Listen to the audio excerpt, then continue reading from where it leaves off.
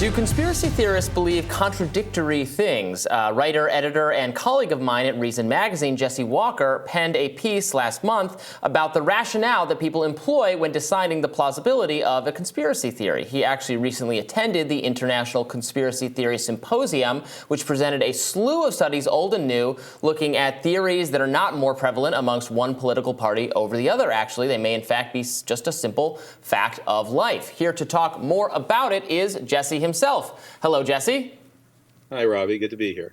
Yeah, thank you for joining us. So tell us about this this conference. It sounds very exciting. What kind of people come to this thing, and then tell us some of the findings that were presented there. So this was down at the University of Miami. It was organized by Joseph Uscinski, who's a political scientist down there, who's been studying conspiracy theory belief for years and years, doing interesting surveys and papers on them.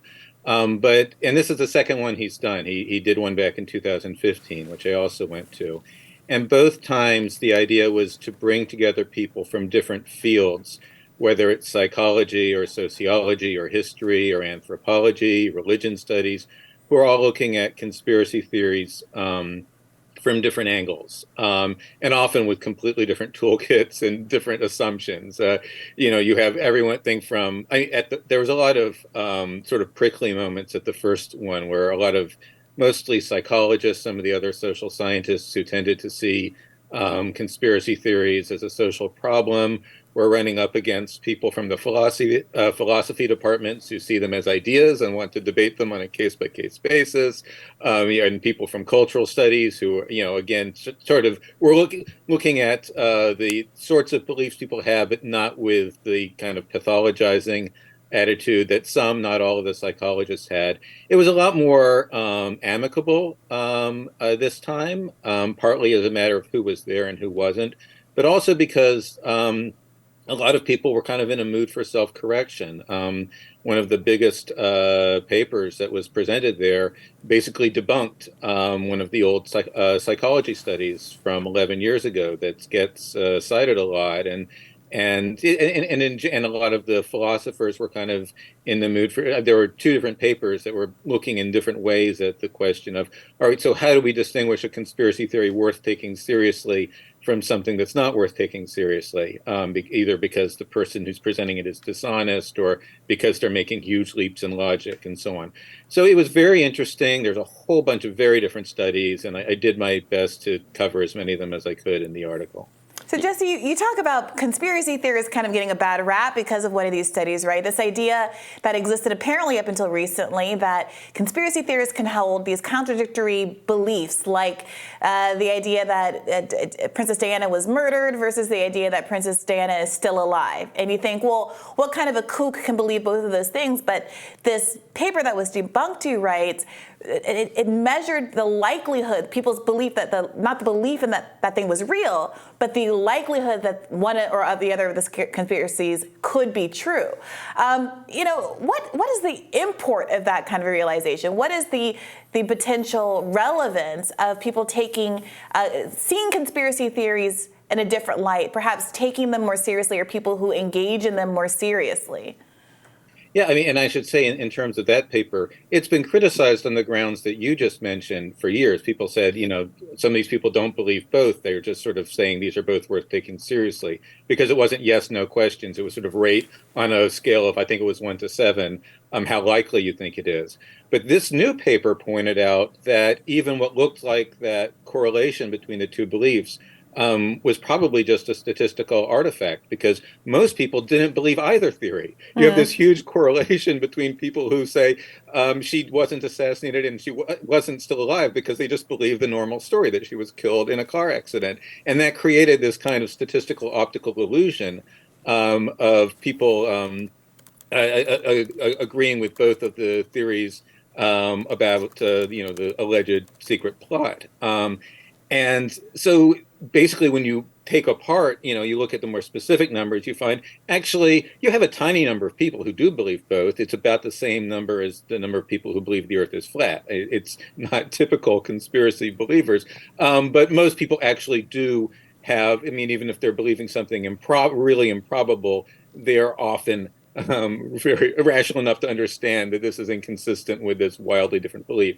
And in terms of what you just asked, what it tells us, it's that there's been a lot of thinking that well, first of all, it tells us that even people who seem pretty irrational can have some degree of rationality, and that you can't just leap to the least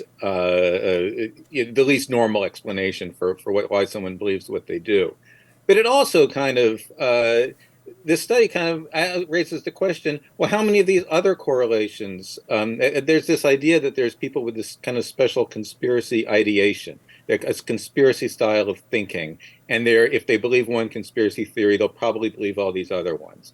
And I think that some people are more prone to this than others, but I also think people almost everyone is capable of believing conspiracy theories. Almost everyone believes at least one or two. Sometimes they don't recognize the conspiracy theory that they believe in as being a conspiracy theory, because it might be one that's sort of embraced by the mainstream. But this it kind of calls into question, for me at least, this whole idea that conspiracy theorists are this other group, very different from everyone else in terms of who they are and how they think. Yeah, you wrote a great book, The United States of Paranoia, a conspiracy theory, in 2013 that covered some of this, and I think helps to correct an idea that many people have that perhaps even has become more prevalent as so many in the mainstream media have really pivoted to a misinformation and conspiracy theory kind of explanation for everything going wrong in our society, that I think often implicitly suggests, when they're not saying it explicitly, that this problem is getting worse, that we have more and more people believing things that are totally wrong or crazy than ever before, that our population is like getting stupider, that the viral spread of crazy thinking is way out of control. And I think you've done a lot of reporting suggesting that actually people believing crazy things goes, if you look on a historical scale, it's always been prevalent. Like people used to believe that the things that were happening to them were explained by supernatural phenomenon at a much greater level than they do today. Can you elaborate on some of that? Sure. I mean, to the extent that we have good data, and obviously it's really hard, especially with you can't run a poll of the past. So people do studies where they look for proxies like letters to the editor of newspapers and things like that. But, there are times when there seem to be spikes in conspiracy beliefs in response to one thing that happens in the world or another, like, the beginning of the Cold War and and the Red Scare that happened then. And so, things go up and down, but there has not been a general trend towards it getting more common. People have believed, obviously some conspiracies are real, but even setting that aside, people have believed in, setting aside Watergate and that kind of thing, people have believed in dubious conspiracies, across history. People have believed things that are false, whether or not they involve conspiracies throughout history. I mean, the bad news is this is something we're kind of stuck with. This is, part of human nature, and it's always going to be there. The good news is it's not spiraling out of control. Even in the last few years, when some really bizarre beliefs have gotten a lot of attention, the sort of well-designed polls have shown that, they kind of generally reached a ceiling and then either stayed there or came back down. And it's people forget, the weird things people believed 10 years ago or 20 years ago as the news cycle changed. And you mentioned my book came out in 2013. I've had people ask me, don't you wish it came out now when there are all these crazy conspiracies around and people want to read this? And I tell them, when that came out in 2013, everybody was telling me, aren't you so lucky this came out this year when there are so many crazy conspiracies around?